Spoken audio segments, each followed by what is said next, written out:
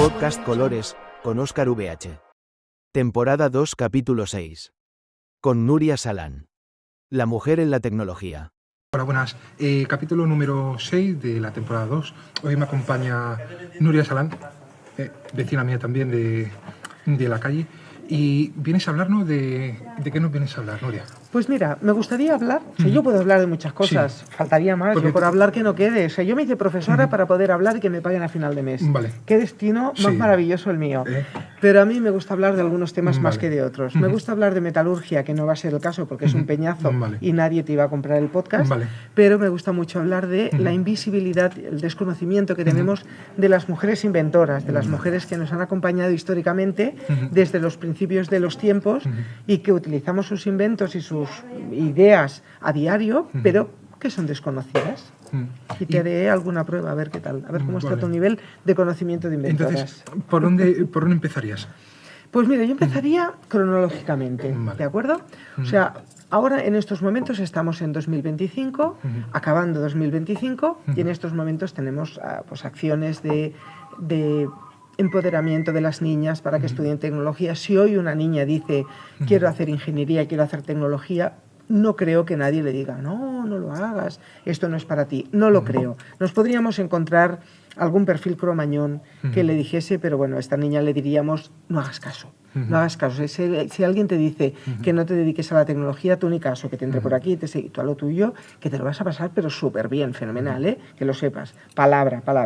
Pero bueno, esto pasa en 2025, pero si vamos para atrás, 25, 50, 100, 200 años atrás, las cosas eran muy distintas. Entonces, como ahora empezamos a tener movimientos de visibilización de las mujeres tecnólogas, de darles el espacio público que merecen, porque al fin y al cabo son el 50% del talento, las mujeres, se dediquen a lo que se dediquen, pues en estos momentos no lo veríamos extraño, pero no siempre ha sido así. Entonces hubo momentos en los que las pocas que había tenían que pelearse a diario con el día a día que no les daba autoridad, que no les daba visibilidad, que no les daba credibilidad. Entonces tenían que demostrar 2 y 3 y 4 y 1000 veces. Y parecería que es ahora que las mujeres se dedican a la tecnología y no, lo hemos hecho desde toda la vida. Mira, Laura Tremosa, que es en estos momentos la ingeniera viva de más edad, una señora encantadora que tiene 85 años, ella explicaba que en la prehistoria el hombre era cazador, mientras que las mujeres se quedaban en las cuevas al cuidado de la población, al cuidado de la tribu. Entonces, su gestión era conseguir que el fuego no se apagase, diseñar cómo conservar los alimentos, conseguir que las pieles estuviesen curadas. O sea, todas estas tareas domésticas las hacían mientras el señor pues salía a cazar y tenía que escoger si cogía la porra del 7 o el hacha del 4 en función del bicho que fuera a cazar, que no es que frivolice del tema. Pero sí que ella tenía aquella carga de esa gestión de que todo funcione, que todo encaje.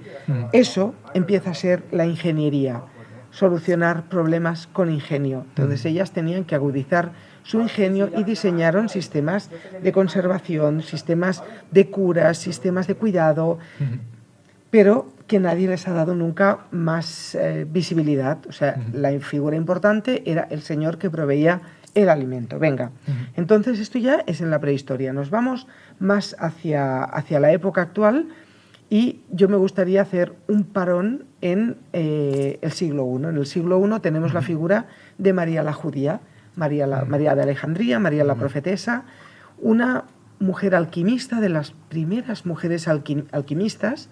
O sea, nosotros conocemos a Hermes Trismegistos como el alquimista con mayúsculas, pero no conocemos a María la Judía ni las cosas que hizo.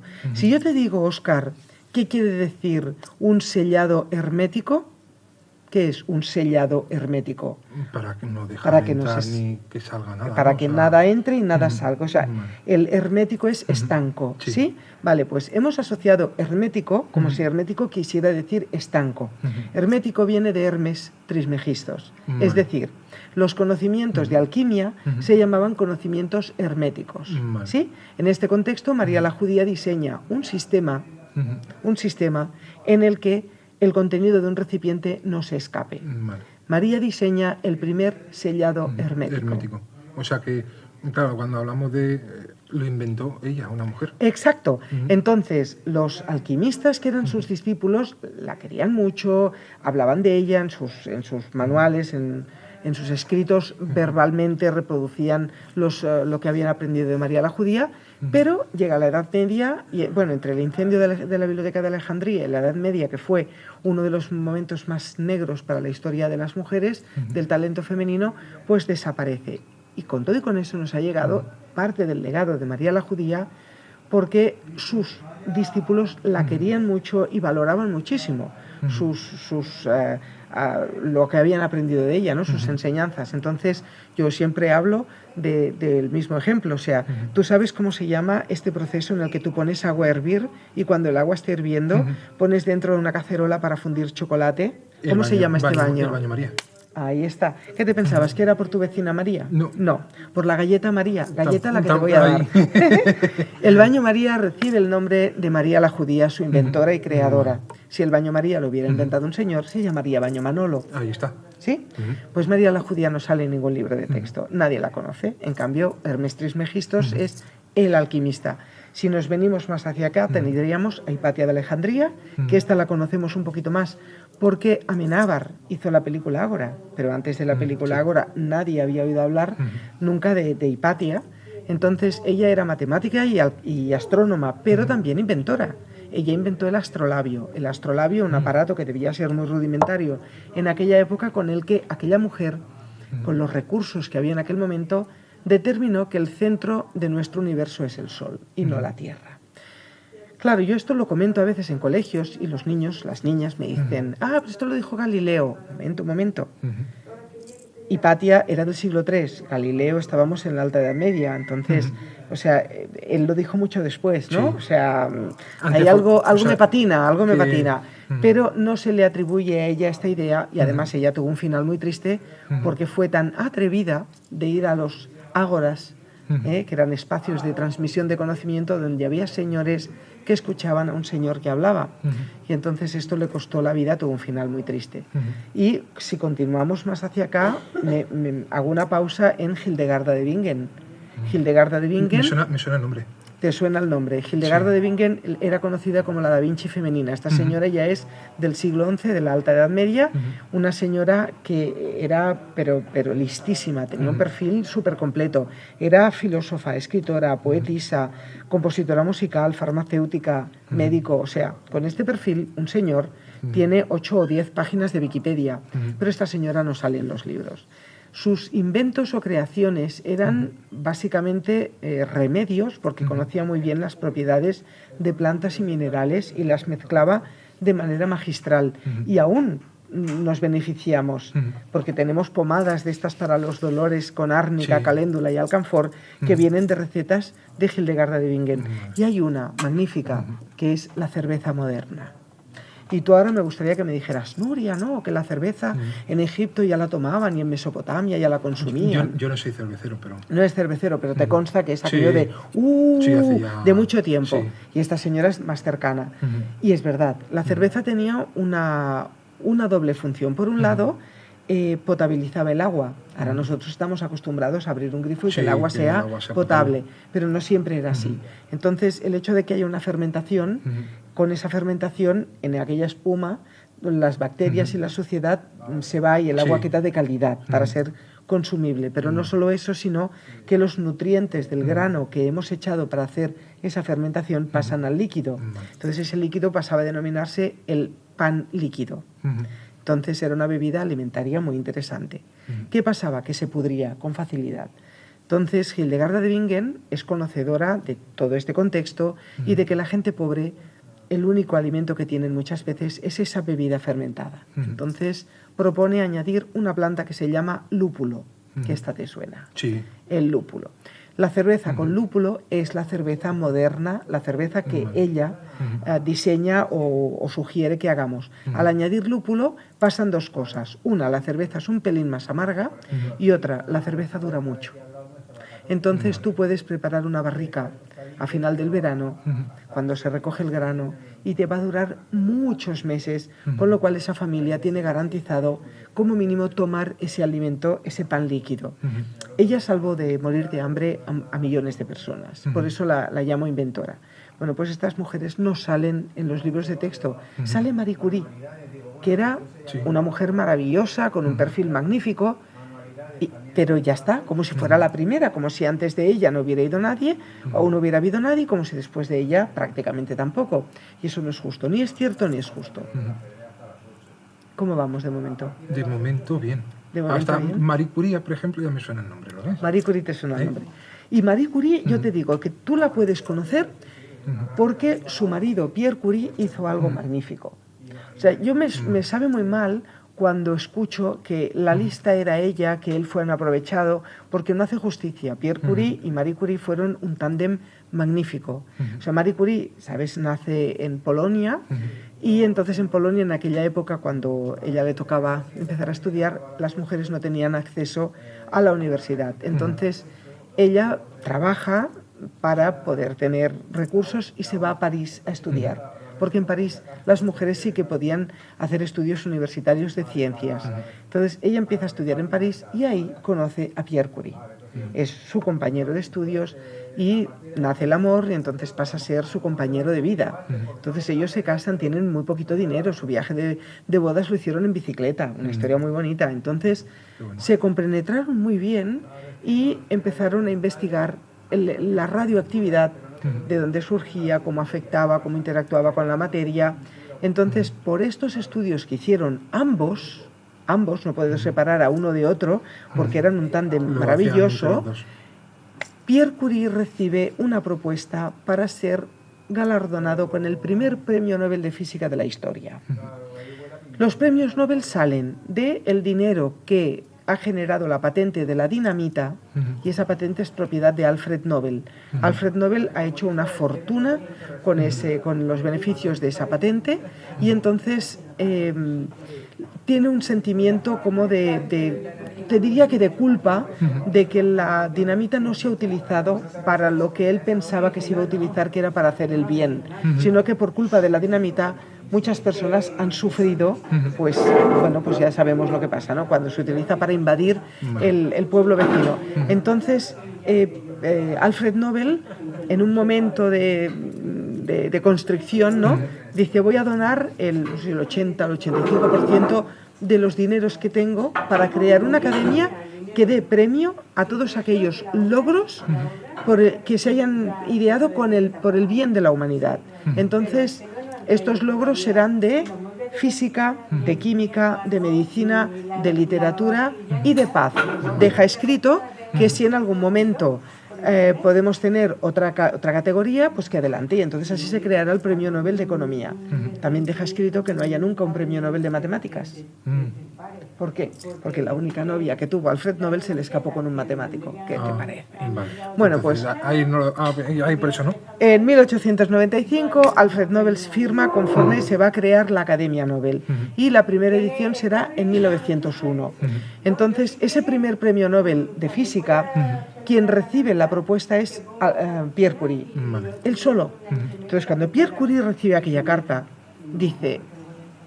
Es que contesta a la Academia Nobel y les dice: os habéis olvidado de poner el nombre de mi esposa. Y la Academia Nobel le dice: no la hemos puesto, no se lo queremos dar a ella, es una mujer. Entonces, Pierre Curie hace lo que nadie esperaba que hiciera un señor, porque un premio Nobel era muchísimo dinero, mucho reconocimiento, era el no me tengo que preocupar nunca más. Pierre Curie rechaza aquel premio Nobel, lo rechaza. Entonces la Academia Nobel busca un plan B, que es Wilhelm Röntgen, el de los rayos Röntgen o rayos X, que son X porque era desconocido, porque no sabía qué demonios eran. Vale. Por eso lo llamaron rayos X, compañero. No te creas que aquello es un nombre ahora, bonito, que queda simétrico como el Twitter de ahora, no. Ahora cuando vaya al hospital le diré: ¿sabes por qué son Se llaman rayos X, ¿no? porque en aquel momento fue desconocido, y a Röntgen se lo da porque un día antes de que Alfred Nobel firme de que se va a crear la Academia de los Premios Nobel, un 8 de noviembre de 1895, Wilhelm Röntgen obtiene la primera radiografía de la historia, que es la mano de su esposa. Es una mano de mujer en la que se ve el anillo de casada, una alianza que solo llevaban las señoras. O sea, era la alianza, el aro de propiedad, el que los bueyes llevan aquí y las mujeres llevan aquí. Entonces, en aquella primera radiografía de la historia que se tomó aquel 8 de noviembre de 1895 en Suecia, se ve cómo el tejido blando es transparente a la radiación ionizante, los huesos son más opacos y el metal es totalmente opaco. Wilhelm Röntgen recoge aquel premio y no menciona a su mujer, que era su colaboradora, que era la que puso, Fue la, la que mano, puso la mano y sin se saber veía- si le va a explotar. Ujú. Tú imagínate, Sí. que además es pon la mano, nena, ¿qué me va a pasar? Nada, que y si te pasa algo tienes otra mano, Ahí. Sí. ¿no? O sea, Pero que la Cuando utilizó, WhatsApp. o sea, claro, la utilizó como eso, tú lo has dicho, o sea, igual que los bueyes les ponen ahí, pues... claro, la bueno, mujer pero, ahí el- pero el hecho de que hubiera la arandela Ujú. es lo que nosotros hemos podido saber que era una mano de mujer, Ujú. Sí. ¿vale? O sea, fue aquello de, esto es una mano de mujer. Te dicen, ¿por qué? Porque lleva una arandela. Ujú. Entonces, realmente, la casualidad de que hubiera un anillo en aquella mano les permitió a los dos que trabajaban juntos también determinar cuál era la relación de la interacción de aquella radiación desconocida ionizante con la materia, que estaba relacionada con la densidad. O sea, que les fue muy bien. Pero el premio lo recogió su marido. Pues, por supuesto, porque se lo dieron solo a él, a ella. A ella Lo que se nos ha olvidaron. costado encontrar el nombre de esta señora, que por cierto se llama Anna Berta Ludwig, Vale. que ahora tiene página de Wikipedia, pero que nos ha costado la vida Vale. encontrarla porque no sale en ningún libro. Entonces, volvemos a los premios Nobel. Pierre Curie rechaza que el premio Nobel en 1901, lo recoge Röntgen con toda su jeta, y la comunidad científica se lamenta de esta exclusión que han hecho de Marie Curie, porque Marie Curie era muy querida. Entonces, los científicos de la época le dicen a la academia que no les parece bien lo que ha hecho y que si se mantienen en esa tesitura que no van a presentar a nadie. Entonces la Academia Nobel echa un pasito al lado, no atrás, y en 1903 propone un premio Nobel para el matrimonio Curie. Para diluir a Marie, añade una tercera persona, Henri Becquerel, el director de tesis de Marie Curie, les hace firmar de que la mitad de la dotación económica será para Henri Becquerel y la otra mitad para el matrimonio Curie, ¿vale? Pero ella ya está, su nombre es el último de 3, venga. Curiosamente, no fue a recogerlo, no fueron, porque Pierre Curie estaba muy enfermo. O sea, para recoger un premio Nobel tienes que estar vivo. Estaba vivo, pero estaba muy delicado. Estaba muy Y Marie Curie dijo que ella no dejaría a su marido en París para ir a recoger un premio que en el fondo no le querían dar.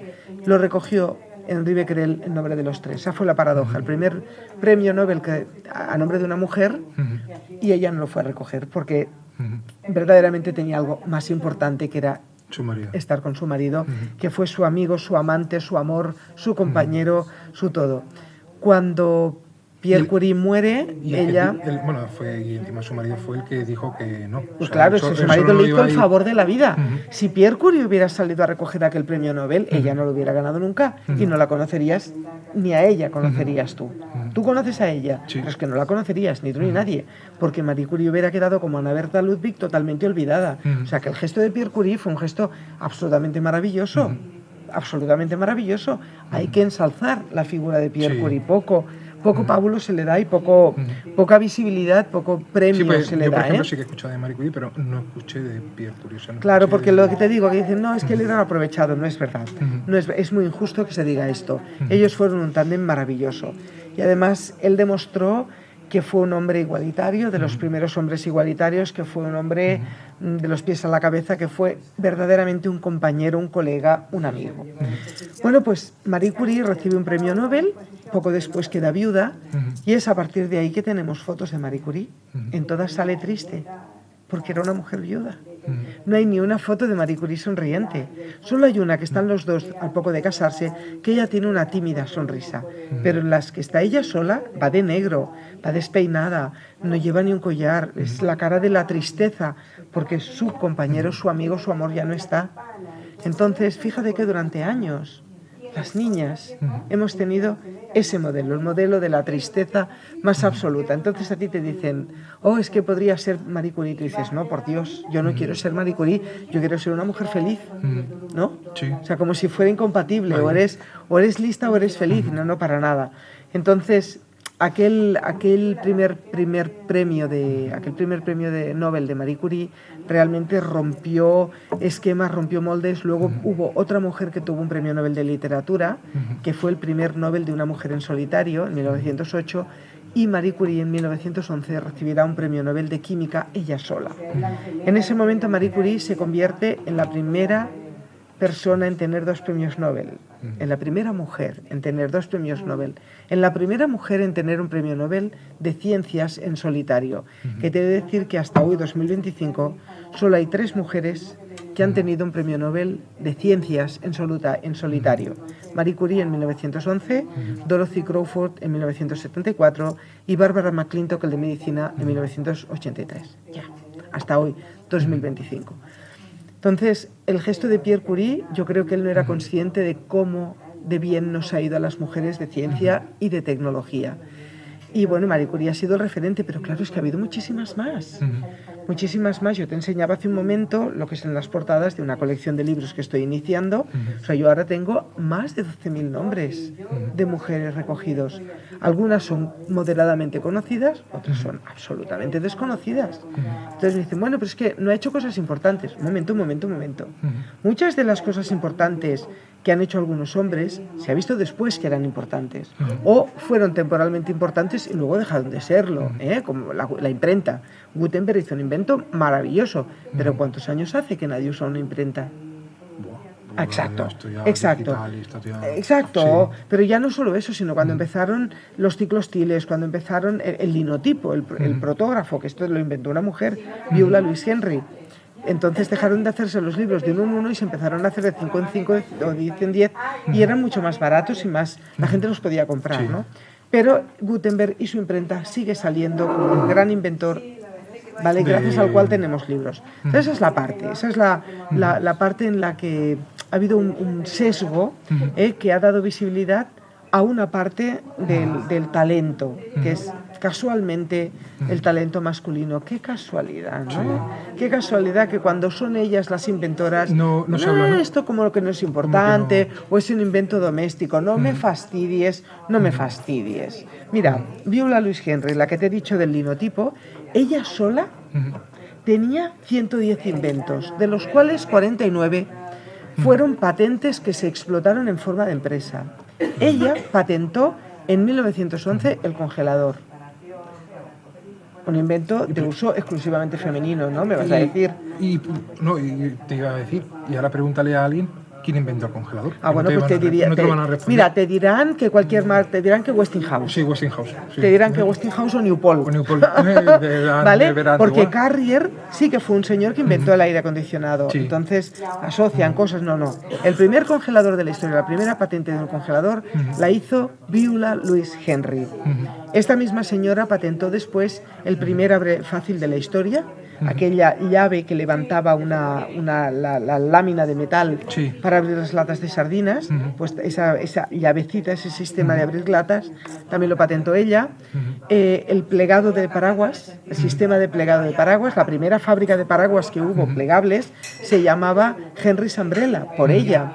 O, ¿sabes? Cuando vamos a la piscina que hinchamos un flotador soplando por un pitorrito y que luego lo bajamos, se llama válvula Henry. De ella. Amigo, fíjate lo que estamos descubriendo hoy. Pero ya no salen los libros. El caso es que ella patentó en 1911 aquel congelador y 3 años después Florence Parpar patentó la nevera. Y cuando se combinaron las 2 patentes, desde 1920, tenemos neveras con congelador. Pero ninguna de las 2 salen en los libros. ¿Cómo lo ves? Fatal. Pues así hasta la fecha de hoy. Porque, por ejemplo, si yo te digo quién inventó la bombilla... Edison, todo el mundo lo sabe. ¿Lo ves? ¿Hoy sabes que era un gran tramposo? ¿Tú no lo sabes esto? Espera que te cuento un chisme. Por ejemplo, cuando se empezó a fabricar en cadena, el Fordismo, ¿no? Henry Ford, ¿no? Sí, también, pero este señor fue él. Este señor sí que fue él. Sí, pero que bueno, que se saben más los... Sí, claro, los nombres de los hombres que no, por ejemplo... Pero ¿tú sabes quién fue la primera persona que hizo han hecho las mujeres. un recorrido en coche? ¿Quién? Bertha Benz. Y eso no sale en ningún... No. O sea, Bertha Benz y su marido idearon el primer automóvil, que era un carruaje sin caballos. ¿vale? Entonces, el marido, que era el que firmó la patente, porque a ella no le dejaron firmar porque era una mujer, aunque ella había puesto la pasta, que era su dote de matrimonio, pues el marido llega un momento que se deshincha, pensaba que habría una acogida más buena y tal, y el marido se deshincha y ella dice, esto es bueno, total, tenían 4 o 5 hijos, coge a los 2 mayores, los carga en aquel carruaje sin caballos y dice, vamos a ver a la abuela. La abuela vivía a 100 kilómetros. Entonces, aquel coche funcionaba, aquel vehículo funcionaba con ligroína, que era el combustible de las estufas que se vendía en las farmacias. Ella coge la ligroína que encuentra en casa, carga el depósito y se pone. Claro que el coche no tenía frenos, aquel coche no tenía un reductor de velocidades, o sea, luego ella en aquel viaje vio todo lo que se podía mejorar. Entonces había momentos que el coche para subir los chavales tenían que bajarse y empujar, tal. A mitad de camino se le acaba la ligroína, ella se para en una farmacia a comprar combustible y se lleva toda la que queda en la farmacia. Me llevo toda. Y aquella farmacia hoy, que está en la Selva Negra, en Alemania, tiene un rótulo conforme es la primera estación de servicio de la historia. ¿Qué te parece? ¿Por qué? Porque sirvió combustible a Berta Benz. Berta Benz llegó a casa de su madre y desde allí hizo mandar un mensaje diciendo, cariño, me he venido con los niños. Ya si eso, cuando me reponga, porque tardó como 20 horas en hacer aquellos 100 kilómetros, cuando me reponga volveré. Y a la vuelta, pues ya propuso mejoras para aquel vehículo. Pero el nombre de Berta Benz no sale en ningún sitio. Y tú, en cambio, conoces Mercedes, el de Ford. Bueno, Mercedes-Benz fue una combinación de las dos marcas, ¿vale? Un socio que puso el nombre de su hija y Benz, de Carl Benz, que era el marido de Berta Benz, ¿vale? Pero ya no es el marido, pero Berta Benz no sale en ningún libro. Pero, o sea, era del marido, pero no de la mujer. Porque él firmó la patente porque a ella no se lo permitieron, aunque él siempre reconoció que la idea era de los dos, trabajaron juntos también, ¿eh? Pues la historia nos ha llevado a esto. O sea, conocemos una parte de los inventos. Y te decía que Edison había sido un tramposillo, porque Edison, que era muy creativo, ojo, que yo no niego que la parte de que era un buen inventor, pero trabajaba en una oficina de patentes. Entonces, gente que iba a explicar, oye, tengo una idea de tal y cual, y que no acababan registrando la patente, él le acababa de dar una vuelta y lo patentaba él.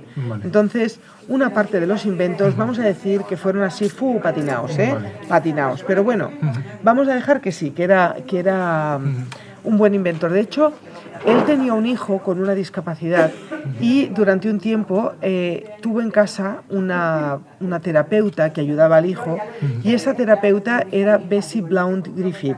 Y esta chica se dedicó a diseñar sistemas para ayudar a personas con movilidad reducida, es decir, cuando alguien venía de la guerra y había perdido un brazo, sistemas para poder subirte los pantalones o abrocharte, incluso comer sin brazos. Entonces Bessie Blount Griffith atendía al hijo de Edison y entonces ella le pidió consejo en alguna ocasión porque ella tenía la idea y él la asesoró y ella patentó muchas cosas que en Estados Unidos no se lo dejaron patentar, no por nada, sino porque si Estados Unidos aceptaba las patentes era una manera de reconocer que tenía lisiados de guerra y no quería.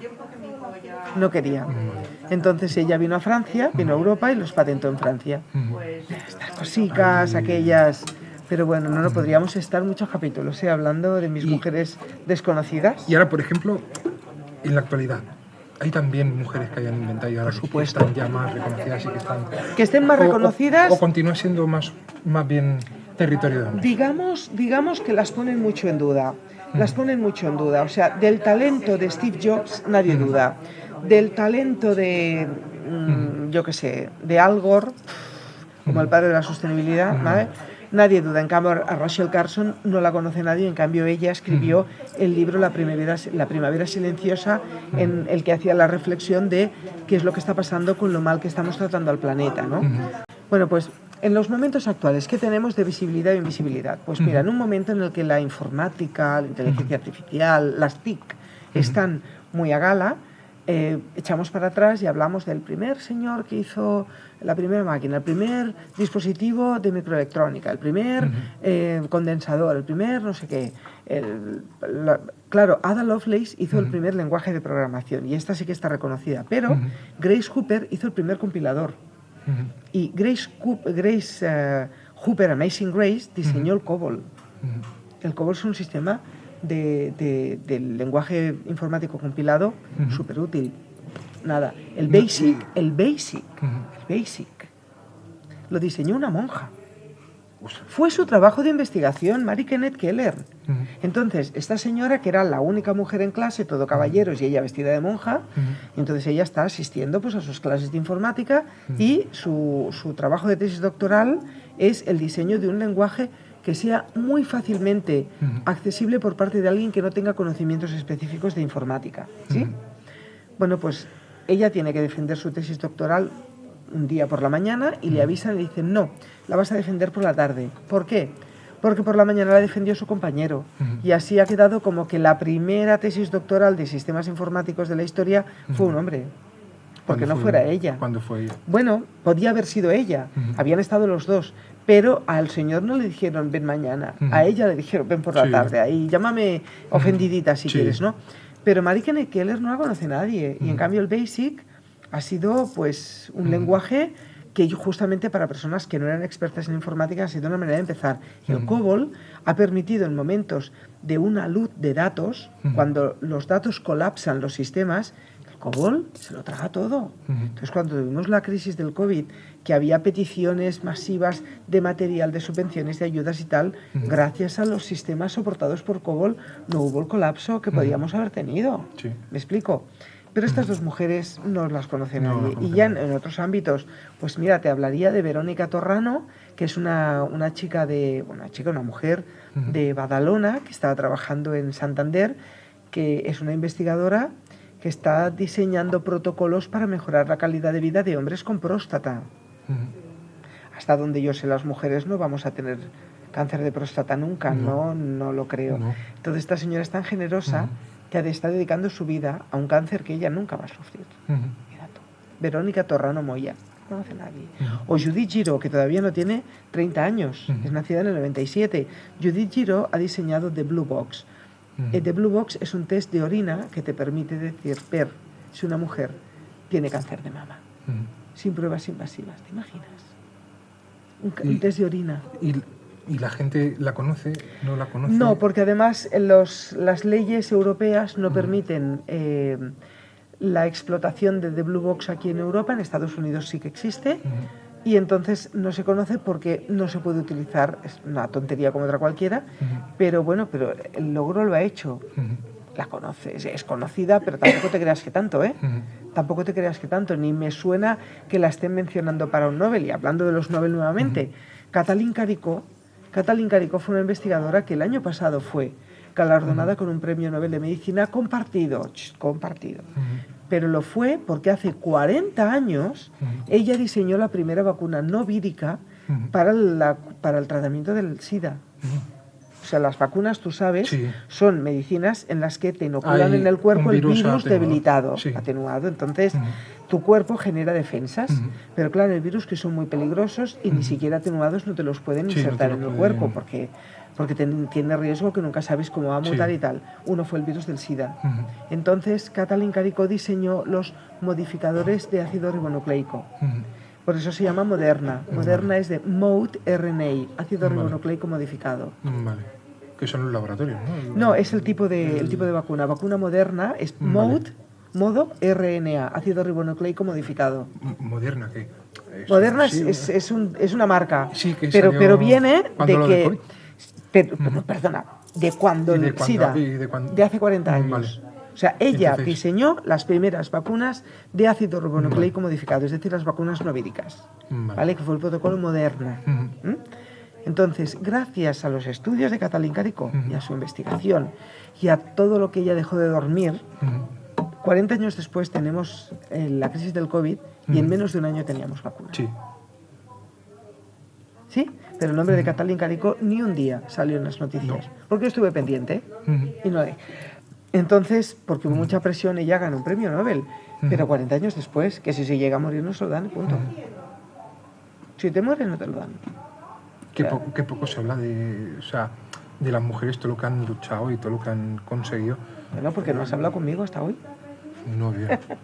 Yo, por ejemplo, Y a lo mejor, no sé si tú también sabes algo, Florence Nightingale. Que es, Bueno, sí, la mujer claro, que diseñó el diagrama de la rosa. Ahí, Sí. claro, pero era enfermera, claro. Ella era enfermera, pero era lista. Sí. Que una cosa no es incompatible con la otra. Sí. Que yo tengo una hija enfermera que es muy lista. Y auxiliar, claro, y también me gustaría hablar así. Mira, Florence Sí. Nightingale lo que hizo fue introducir el criterio de las pautas en medicación y como el análisis estadístico. O sea, tú tienes enfermos que unos mejoran, otros no, y entonces es ordenar qué ha pasado con unos, qué ha pasado con otros, por qué unos se curan, por qué otros no, y entonces empiezas a identificar patrones comunes. Entonces con estos patrones comunes puedes diseñar, y esto si alguien que conoce muy bien el tema dirá que habla esta mujer, yo lo explico por encima porque no soy muy experta en el tema, pero es aquel diagrama del diseño de la aplicación de la estadística a los tratamientos de cuidado de salud, ¿no? Entonces, gracias a su buen criterio de poner orden, se pudo ver en qué condiciones una persona sanaba y en qué condiciones no. Entonces puedes reproducir las buenas y obviar las malas. Entonces esta señora lo hizo a base de estudiar el bienestar de los enfermos durante días y durante noches. Le llamaban la mujer de la lamparita, porque iba con una lamparita, cama por cama, viendo cómo estaban los enfermos. Entonces iba tomando nota de cómo estaban. Y entonces hizo un diagrama con varias variables que tenía como una forma así, por eso le llamaban el diagrama de la rosa. Una mujer maravillosa. Sí. Y ella no era matemática como tal, pero supo aplicar las matemáticas en un ámbito tan necesario como es la salud. He vuelto a recorrer las clases de cuando estudiaba auxiliar de enfermería y estudiaba la historia de la Pero enfermería. mira, en el ámbito sanitario, ¿has usado una jeringa alguna vez? Sí, tanto. Sí, pues tú sabes, Sí. la jeringa la puedes usar con una mano. Sí. Pues esto es gracias a una mujer. Y Las jeringas tenían un émbolo y necesitabas 2 manos o 2 personas. Vale. Entonces, en el momento que, espera, que estoy intentando recordar, Letitia Monforguier firma la patente de la jeringa con un émbolo que se puede, o sea, la gracia es que el tubo tiene unos rebordes en los que soportas los dedos y entonces con el pulgar puedes empujar, que hoy para ti, para mí es lo normal, pero no siempre fue así. Entonces, cuando no había estos rebordes, con una mano sujetabas la cánula y con otra el émbolo. Entonces, con 2 manos y un enfermo que se mueve es un problema, necesitas 2 personas. Sí. Con el diseño de Letitia Monforguier podemos utilizar una mano para introducir la medicación y la otra para sujetar. Aguantar la vía o... ¿Qué te parece? Y nadie habla de eso.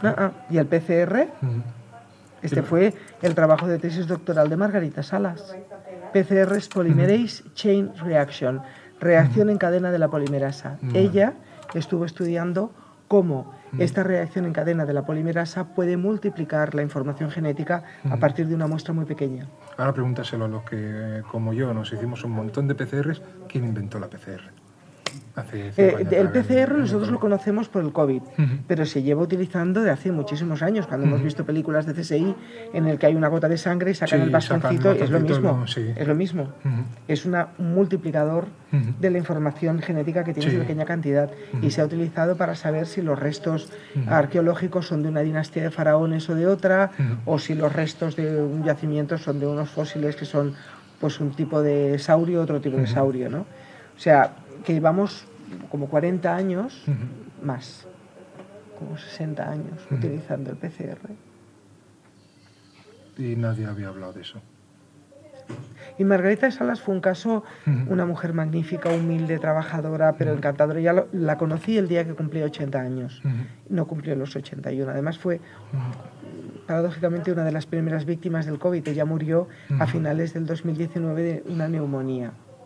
Ya, ahí... Un poquito sospechoso, Sí, ¿no? ya empezaba la época ya final ya del 2019, principio ya del 2020. De una señora encantadora. Y ella cuando se planteó que ella quería hacer una tesis doctoral, no le querían dar tema porque como era una mujer, no querían. Entonces, Severo Ochoa, el premio Nobel, que era nacido en España pero afincado en Estados Unidos, por eso no consta como Nobel español, era amigo de la familia. Entonces, Severo Ochoa llamó a la universidad donde ella estaba trabajando, empezando su carrera investigadora, diciendo, haced el favor de darle un tema, que la muchacha es lista, que lo digo yo. Y entonces, porque la apadrinó aquel premio Nobel, si no, no le hubieran dado tema. Y con todo y con eso, su director le dio un tema menor, que pensaba él que era menor, porque pensaba que no le iba a encontrar solución. Y fíjate tú, la patente del PCR ha sponsorizado, bueno, yo creo que el CSIC vive de eso, es lo que te digo. Porque ha generado una cantidad de Sí. recursos brutal. Ujú. Nada. Yo te digo que podríamos dedicar muchos capítulos. Sí, la verdad es que es una pena que hayan tantas mujeres que han inventado cosas y que no sean conocidas o hayan sido, aunque sea posterior, reconocidas. Injustamente Injustamente, desconocidas. sí. Injustamente invisibilizadas. Pero aquí por lo menos les hemos dado Claro. visibilidad. O sea, habíamos tenido un primer capítulo en el que le hemos dado visibilidad a Sí. unas cuantas, pero tenemos más. Ujú. No os vayáis, Porque- que tenemos más. Porque te invitaría a que hable de, Capítulo 2. sí, los libros. Bueno, muchas gracias. A Nuria. ti, venga. Estamos Muchísimas en contacto. gracias a ti. Que vaya bien. Seguidnos.